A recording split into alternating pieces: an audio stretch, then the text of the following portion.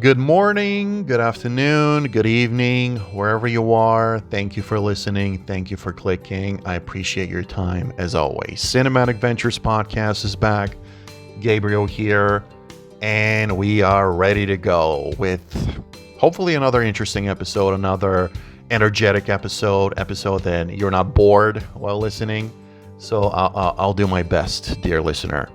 So this one is, I really want to start right off the bat. I really just want to get into it because it's a very personal one for me. It's really about the movie that made me the way I am today in terms of appreciating cinema, how I ask the questions about cinema, how I see filmmaking as a process, like everything.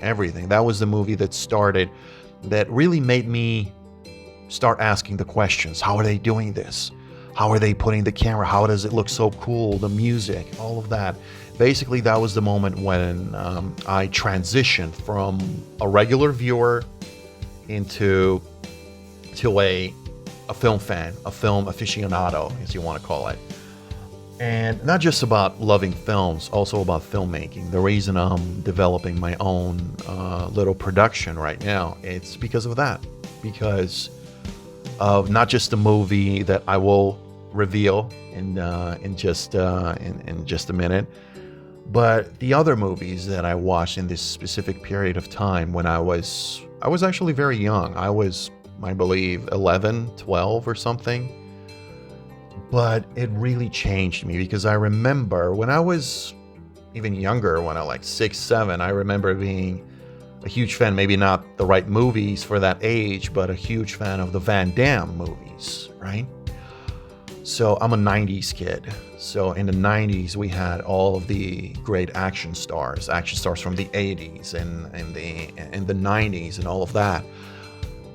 And I was watching those. I was a Van Damme, still am. I'm still a huge fan of Van Damme, Stallone, Schwarzenegger. These guys are just icons of cinema. But it was a little movie, came out in 1995, shot in 94. The first movie of probably a director you've never heard of, named Michael Bay. And that movie is Bad Boys. Bad Boys 1, the original with, well, technically, if we have to be honest, there is a Bad Boys movie before the Bad Boys we all know, and it's with Sean Penn, actually. I believe it came out in the 80s.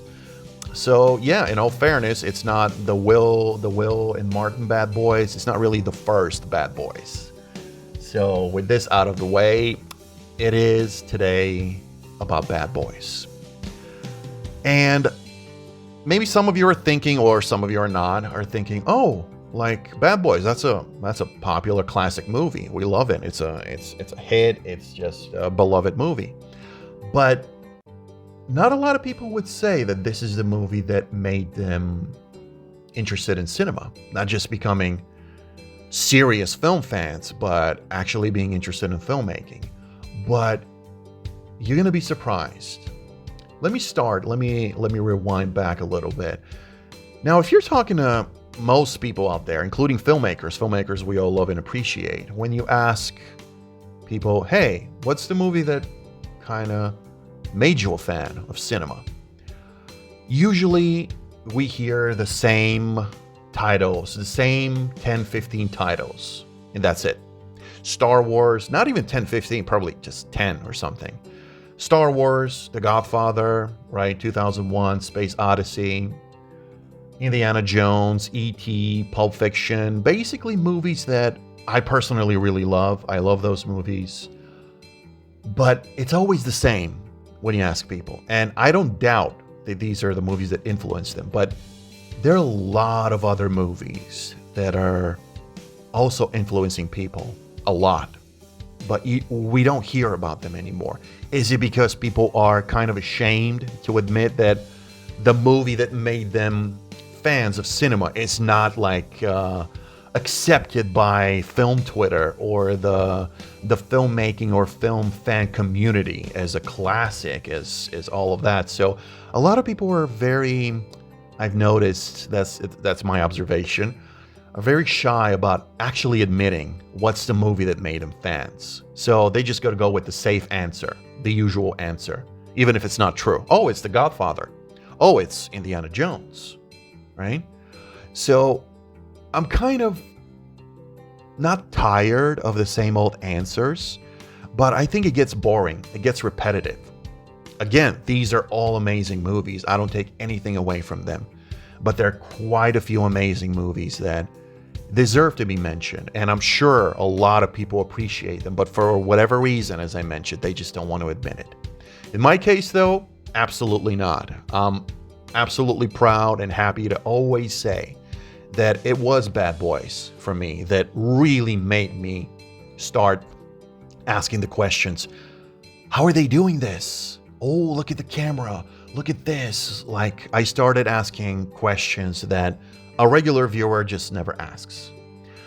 And I clearly remember that was in 96. I believe I was 10 or something like that. I was very little. Maybe I wasn't supposed to be watching that movie, but I was actually very mature for my age at that time. So I remember clearly watching the movie and that opening of Bad Boys. And I assume most of you listeners who had seen Bad Boys have actually seen Bad Boys, so you know what I'm talking about. So the opening with the slick camera move, the editing, the amazing score by Mark Mancino, which is like an iconic piece of scoring, and that's one thing that I'm gonna mention later on. The music of how iconic it is.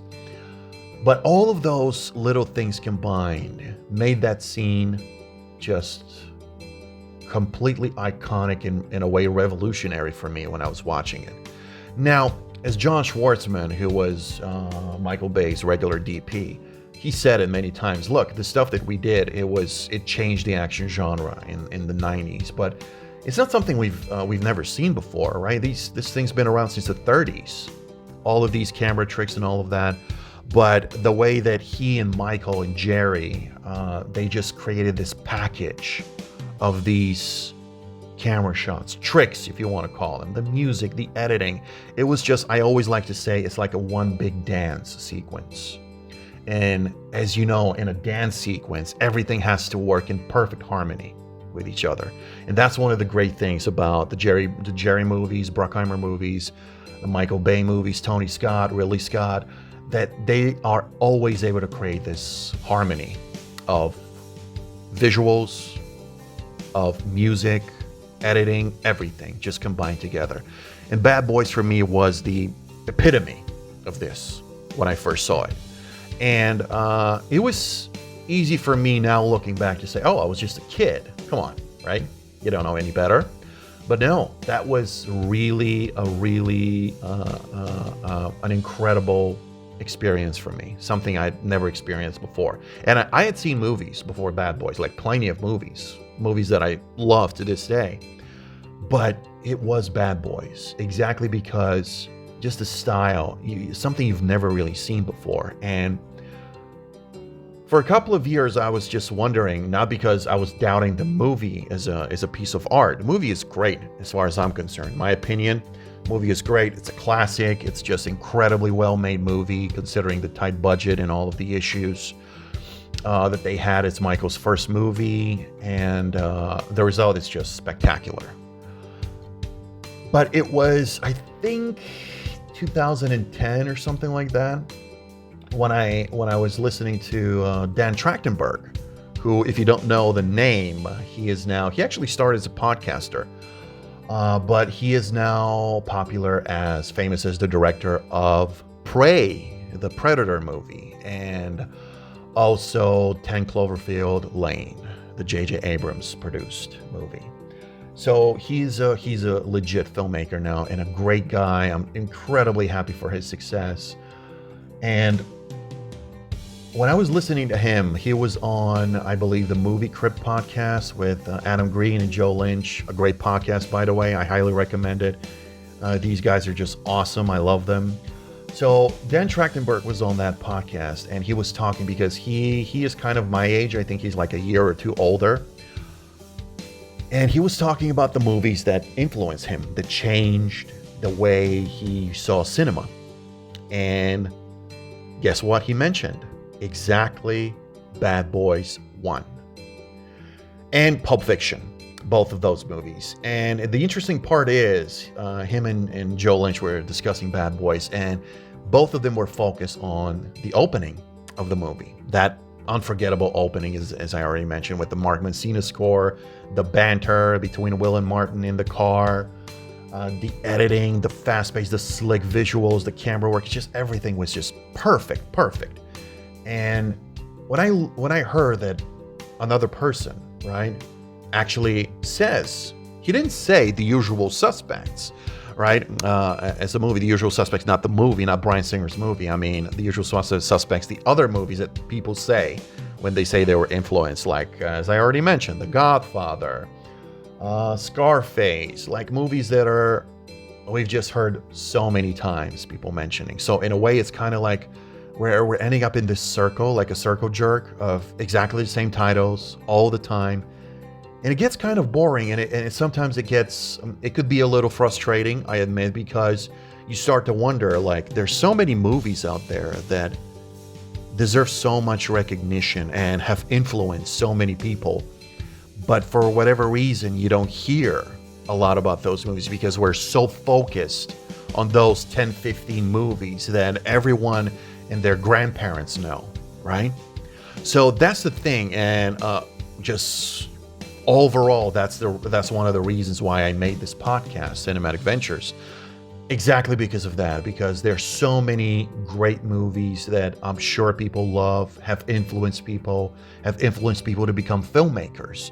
But you don't hear about those movies. You don't hear them being appreciated, analyzed the way people analyze Shawshank Redemption or E.T. or any of the horror movies, The Exorcist, and all of that. So when I heard Dan Trachtenberg describing exactly how I felt about Bad Boys and how it influenced me, I was like, okay, so this is not a coincidence. Clearly, there really is something about that movie that could really spark, right? It makes you spark inside to be like, boom, I want to be this. I want to be the guy who does this. I want to be the guy who thinks about editing and cinematography and all of that. So I was very happy when I heard that this is exactly the movie that influenced Dan as well. And it's not like that I needed some sort of confirmation or I was doubting my own choices or my own influences. No, it was just nice because I was always used to expecting the same thing. Like, what's the movie that influenced you? Well, same 10 movies that everyone else mentions. So when he said that, it was a very, very pleasant. It was a huge surprise, a pleasant surprise, and I'm very happy. I'm very happy. So it's not by accident. And just watching Bad Boys, I can do a whole recap of the movie. At this point, I think I know every single line of the movie. But I just want to make it, I guess, to make you believe and to make you more certain in your own feelings, in how you see things and how you appreciate movies, and that you should not be ashamed or shy to actually really admit what was the movie that influenced you. Because, and this is not just me making it up, I've actually heard from people, friends, people that I just know, friends who say, yeah, this was the movie for me, but no one else seems to like it. So that kind of sucks. So people are kind of almost afraid, ashamed to mention a movie that influenced them just because that movie was not, quote unquote, universally loved or not accepted by the film lovers, filmmaking community as a classic. Like, you almost don't have the permission of those groups of people to say that another movie influenced you. And I think that's unfair. I think that's silly. It's completely unfair. There's nothing wrong. There's nothing wrong of you saying that, for example, Independence Day or Twister or Armageddon influenced you to become a filmmaker, or it was the movie that really made you a huge fan of cinema. You transitioned from regular viewer to an actual film, dedicated film fan. There's nothing wrong with that. And if you, dear listener, have a movie like that, or not just movie, about anything in life that's not universally accepted, because it's the same thing with music, with books, anything that's art related. There are always these pieces of work that are super popular all over the world. Every single person says, that's my favorite, that's the thing that made me a fan, all of that. But again, as I always say, it gets repetitive, it gets boring when we keep mentioning the same movies. And again, I don't doubt that there's a huge number of people who have been influenced by those movies. Absolutely. Of course. These are incredibly popular movies. So it makes sense that a lot of people would see them. So as a result, you're going to see a lot of people being influenced. So it makes sense. But at the same time, I will always argue, as I always say, I'm going to die on that hill. There are always quite a few, like incredible amount of other great movies that are not so popular, not so, I guess, universally beloved by critics or whatever, the film loving community, whatever you want to call it. But still, those movies influence people. So don't be afraid. Don't be shy. Don't think people are going to make fun of your taste. Don't think people are going to ignore you or make fun of you because you don't fit into the narrative or the expectations of liking the same movies as everyone else. Like, you ask 10 people, what's your 10 favorite movies? 8 out of 10 will probably say the same movies that we all know over and over again. And again, this is not a criticism for those movies, not at all. I love them as well. But quite a few people are just, honestly, they're just ashamed to admit that they like so many other movies, more so than, there's nothing wrong of, for example, of you saying, oh yeah, I enjoy Independence Day more than Shawshank Redemption. There's nothing wrong. It doesn't mean your taste sucks. That's the thing that I always try to, I guess, describe to people, try to make them understand that you should not feel guilty for enjoying a movie that's quote unquote popcorn movie, even though I never really agreed with some of those terms. A movie is a movie. It's part of a genre. There's an action genre, there's a fantasy, there's science fiction, there's drama, and that's it. Just because a movie is made with a huge budget, there's a lot of comedy and CGI, and it's made for the multiplex in 3D IMAX, and it's released on July 7th, July 4th, doesn't mean it's a silly popcorn movie that you can just ignore. But unfortunately, we are living in a world where there are a lot of stamps. Everything gets branded before it's even released. Like, oh yeah, this movie came out. Yeah, it was good for a silly, empty, hollow, just popcorn flick. It was good. And I don't really behave that way when it comes to movies. I judge movies like on an equal platter. I put them as an action genre. This is it. No popcorn, no popcorn, no artsy fartsy stuff. Right? So it's very it's a very complicated topic, but this is something that I will keep talking about because I believe it's important.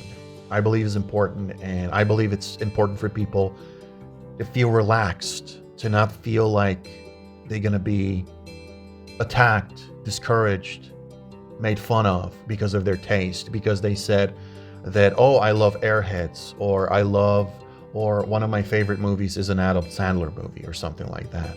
You shouldn't be afraid of that. You shouldn't be afraid of sharing how you really feel, because as I mentioned, a lot of people pretend. A lot of people pretend. They have completely different tastes, but just because they want to fit in the group and just life in general, they would say something that's just generally accepted. It's almost like a cliche at this point. So they would say it just to fit in. So going around, circling back to where I started with Bad Boys, I never felt the need to give extra explanation, right? When I was mentioning that movie as the number one influence for me when I was growing up, the movie that made me a film fan and interested in filmmaking, I never really had to apologize for it. And in all fairness, most of the people when I talked, and I've talked to, been great. I've been, lucky enough to talk to a lot of people from all over the world. both filmmakers and film fans. And when we discuss this, when I would mention it, I will say, yeah, you're probably surprised it's Bad Boys, right? And they would usually say, no, it's a great movie. It's just, and they will say it, people who react, they will say, it's just not the movie that you will hear as an influence on someone. And that's what I'm trying to change. Not because my experience or my opinion is so special, not at all.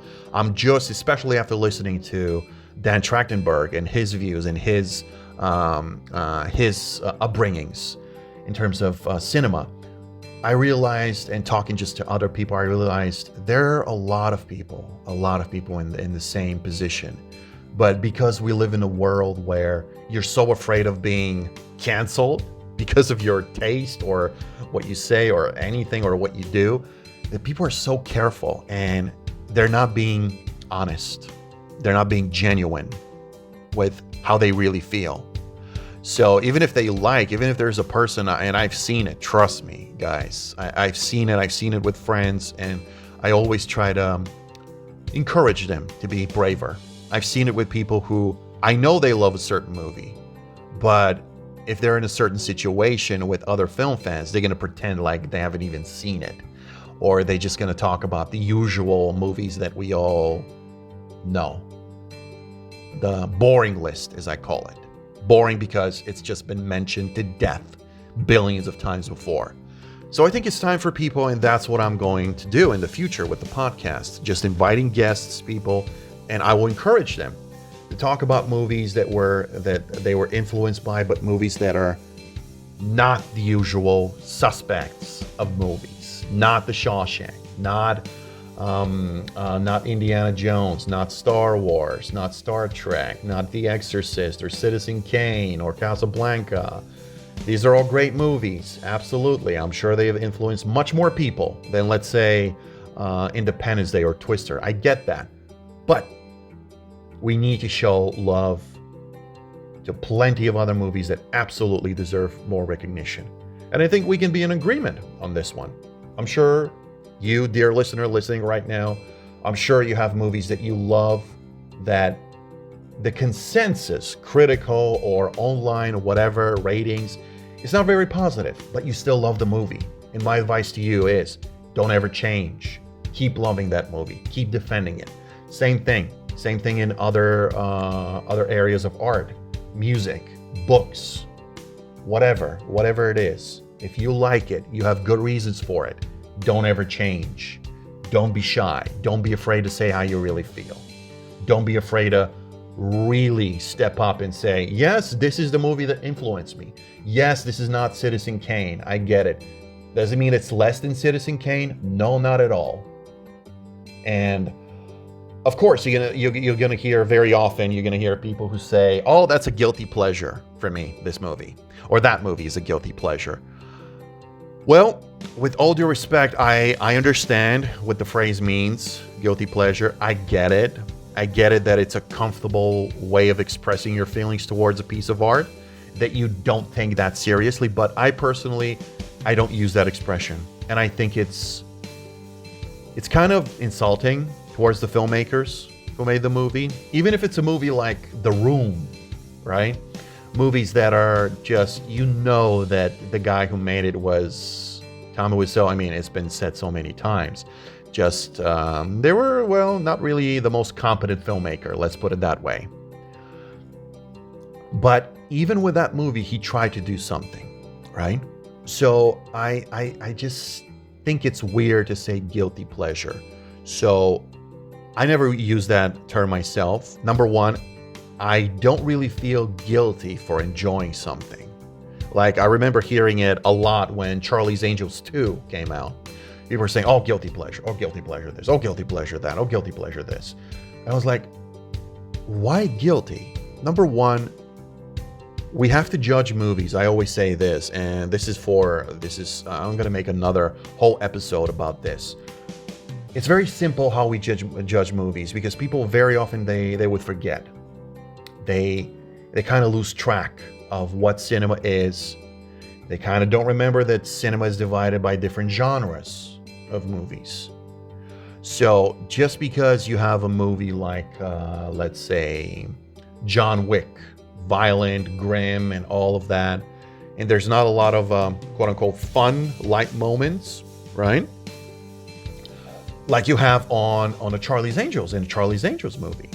So when you watch Charlie's Angels, are there like impossible, like almost fantasy sequences that are clearly not doable in real life? Absolutely. Are there moments that are intentionally silly just to get a laugh? Absolutely. It doesn't mean the movie itself doesn't take itself seriously as an action piece. So as an action movie, as an action comedy, the movie works. I always say this to people, always. You have to ask yourself a couple of very important questions. Number one, the question is, what the movie promises. What is the thing that a specific movie promises? And the question afterwards should always be, does that movie deliver on that promise?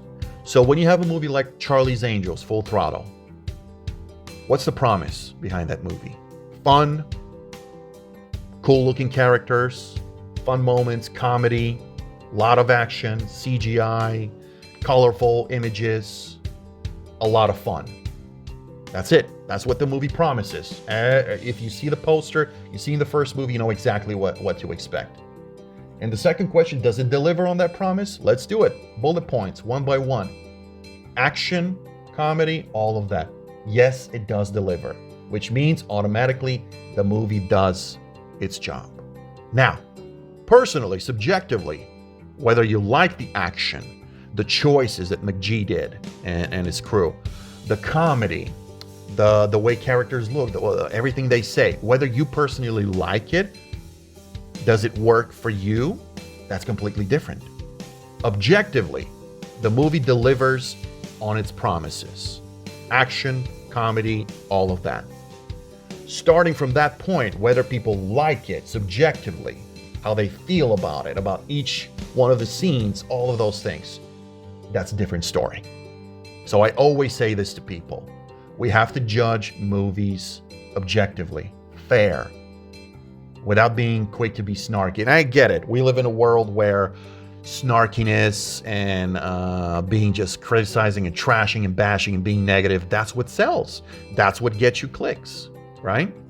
And I'm perfectly aware of that. And I could have easily made this podcast into just like one of the many podcasts. I could have easily made it a very provocative piece of podcasting with provocative titles and the stuff that I say being provocative and all of that. But that's not me. That's not the nature of the platform and the other people who are helping me with the platform. They share my views. They share my overall opinion of cinema and how cinema, it kind of, we turn it into like almost like a fast food joint, like something easily disposable. Like a movie comes out, especially if it's a streamer's movie, like we talk about it for a few days. Oh, this sucks. Oh, this sucks. And like 3 days later, we forgot about it. We forget about it. So it's the state of cinema. It's kind of like, I wouldn't say in danger. I wouldn't say that movie making is in trouble now. Yes, maybe AI and all of that maybe in the future, but we still see a lot of movies. But the problem is that we live in a world where, and it's been that way forever, honestly. Now we see it more, the negativity, the snarkiness, the all of the crazy behavior and people just dismissing and making fun of films and filmmakers for really silly reasons. Thing is, these types of people, this kind of behavior, it's always been there. Always. It's just now we have the magnifying glass, which is social media. And we are all on social media one way or another.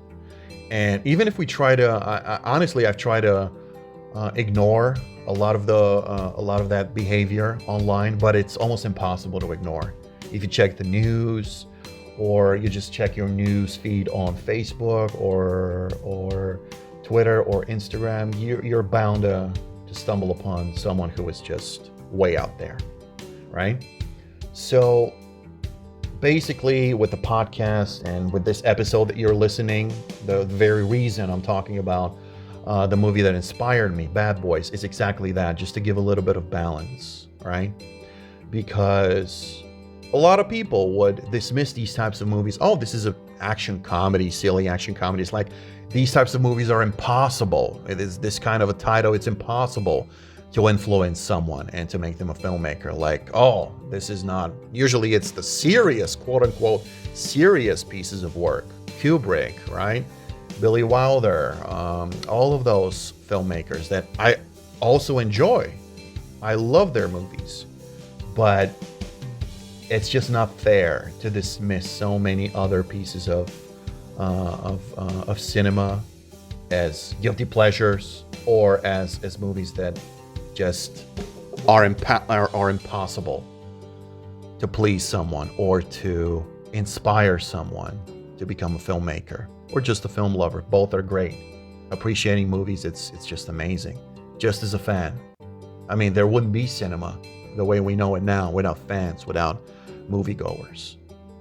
So that's what I wanted to discuss. And yeah, I was all over the place with a lot of different topics. As you can see, there are a lot of things to discuss when it comes to that. But basically, what I wanted to do with this episode is just to give you a little bit of courage if you're listening. If you're in a situation where your taste doesn't really fit the mainstream, right? Which is, oh, you should love these types of movies, right? You should agree with this list of IMDb's top 100 movies. And if you disagree, if you say you don't like one of those movies, then your opinion sucks, or you don't know what you're talking about. You have bad taste in movies. No, you shouldn't feel bad.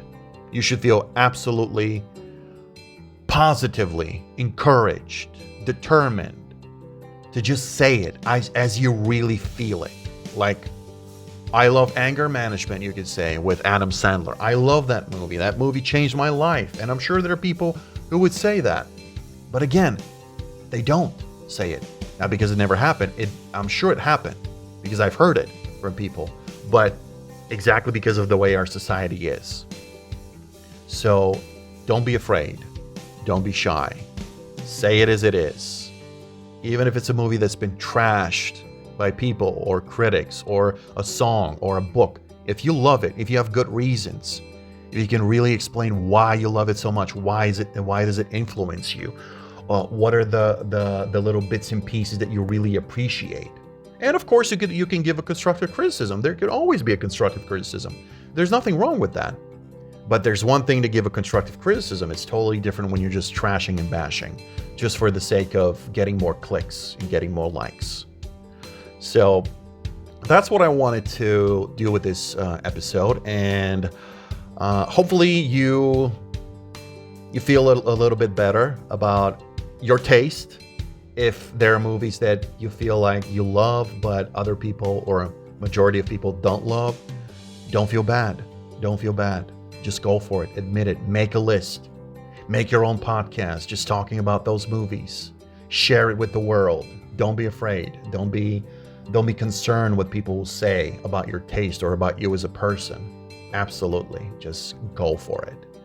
So this is something that I'm going to continue to discuss in the future. Obviously, this is a huge, huge topic. But thank you for listening for now. This is, I'm thinking of being it like part 1 of the little conversation about movies that influence me. So in the next episode, I will be mentioning other movies along with Bad Boys that really influenced me. I'm going to get into more detail as to what exactly about those movies influenced me. So hopefully you're going to be there. You're going to click on it. You're going to listen to it. Hopefully you're going to enjoy it. If you have some constructive criticism, if you have anything to say about the podcast, any suggestions, feel free to do it. Leave a comment on YouTube or the email. Whatever you decide, we're here. We're listening. And we want to make sure that people get something out of this podcast, that it's not just an empty listen, right? That's the point with the whole platform, is that we people who love cinema, people who create cinema, get something out of it. It makes us appreciate something a bit more, or it makes us think about something. Think twice about something, right? Maybe we can change our minds. It could be a lot of different things, and I'm excited about it. So again, thank you so much. Appreciate your time. We will be back very, very soon. We'll be back with another episode. Gabriel signing off. Thank you.